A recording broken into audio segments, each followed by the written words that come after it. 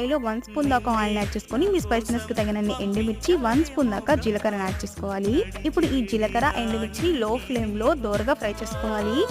ఇలా దోరగా ఫ్రై చేసుకున్నటువంటి ఈ ఎండుమిర్చి, జీలకర్ర అండ్ అలాగే మీ టేస్ట్కి సరిపడిన సాల్ట్ని యాడ్ చేసుకొని మెత్తగా దంచుకోవాలి. మీరు ఈ పచ్చడిని మిక్సర్ జార్లో గ్రైండ్ చేసుకోవాలి అనుకుంటే కొంచెం కోర్స్గా గ్రైండ్ చేసుకోండి.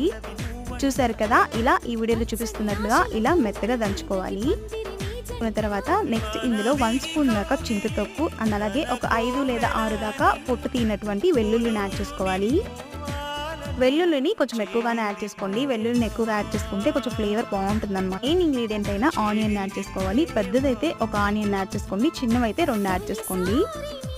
ఇప్పుడు ఈ ఆనియన్ని కూడా కొంచెం కచ్చపచ్చగా దంచుకోవాలి.